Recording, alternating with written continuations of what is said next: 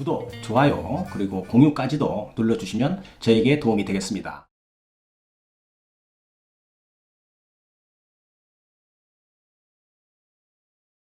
안녕하십니까. 언제나 새로운 소식, 유익한 정보, 그리고 확실한 결론까지로 교통사고 피해자에게 도움을 드리는 유국장TV입니다.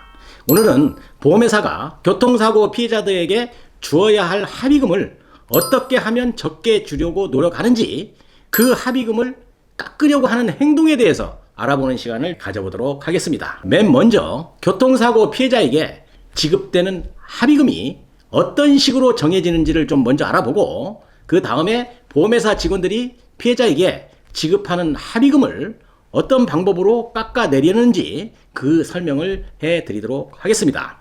첫 번째로 지급보험금은 어떤 방법에 의해서 결정되는지를 아셔야 합니다. 여기에서 이야기하는 지급보험금이라는 것은 피해자의 합의금으로 이해하시면 되겠습니다. 보험사의 자동차 보험 약관 지급 기준에 의하면 지급보험금이라는 것은 보험금 지급 기준에 의해서 산출된 금액 또는 법원의 확정 판결 등에 따라 피보험자가 배상하여야 할 금액으로 명시되어 있습니다.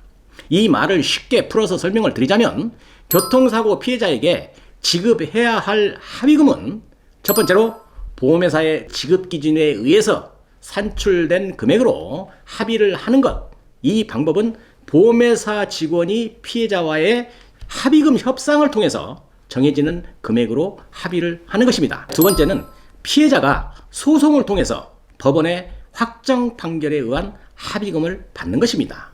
만약 교통사고 피해자가 보험회사에서 산출한 금액이 자신에게 불리한 것으로 판단이 되면 법원에 소송을 제기할 수 있다는 것입니다. 자, 일반적으로 골절이 없는 진단 2주, 3주 이런 피해자들은 대부분 소송을 생각하지 않겠지만, 사망사고 유가족들이나 골절로 인한 장애가 예상되는 피해자, 이런 피해자는 소송을 선택해서 진행하는 경우가 적지 않다고 봐야 합니다. 보험회사의 지급 기준으로 산출된 금액과 법원 기준과 금액의 차이가 크기 때문인 것이죠. 대표적인 것이 첫 번째로 위자료입니다. 금액 차이가 크고요. 두 번째로 입원 기간의 일실수익에 대한 차이, 적용 범위가 좀 다릅니다. 그 다음에 세 번째, 장애를 판정하는 기준의 차이가 있습니다. 네 번째입니다. 간병 비용의 차이가 또 좀 나죠. 다섯 번째, 장애를 인정한 기간의 차이가 있을 수 있다는 것입니다. 법원 소송으로 가면 소송하는 시간이 좀 필요해서 그렇지 합의금은 더 늘어나는 경우가 대부분입니다. 다음은 보험회사 직원은 어떤 방법으로 합의금을 깎아내리려고 하는가, 여기에 대해서 제가 설명을 좀 드리도록 하겠습니다. 보험회사 직원은 어떻게 피해자의 합의금을 적게 주려고, 즉 깎아내리려는 작업을 시도하는지 제가 설명드리도록 하겠습니다. 피해자와의 합의금 협상을 했는데도 불구하고 합의 금액이 맞지 않는다면, 즉 보험회사에서 제시하는 금액을 피해자가 수용하지 않는다면 어떤 반응을 보일까요? 보험회사 직원이요. 처음에는 피해자가 가지고 있는 진료 기록과 영상 자료 등을 요청할 것입니다. 말은 그럴싸합니다. 고객님, 이런 자료들을 좀 주시면 저희가 자문을 좀 받아보고 가능하면 합의금을 더 주려고 노력을 해보겠습니다. 이렇게 말을 합니다. 왜 이것을 요청할까요? 피해자를 도와주려고 그럴까요? 그렇지 않습니다. 무언가 흠집을 잡아서, 즉 약점을 잡아서 합의금을 좀 깎아내리려고 하는 행동인 것입니다. 그래서 피해자가 영상 자료와 진료 기록을 보험회사에 건네게 되면 보험사가 이것을 가지고 자신들의 회사에, 의료팀과 자문의사에게 환자가 어느 정도의 상태이고 장애가 있다면 어느 정도인지를 자문받아서 그 결과를 가지고 합의금 산출을 하고 그 합의 금액을 피해자에게 제시하게 되는 것입니다. 자, 그런데 이때 제시하는 금액이 피해자에게 충족되는 합의금이 될 수 있을까요?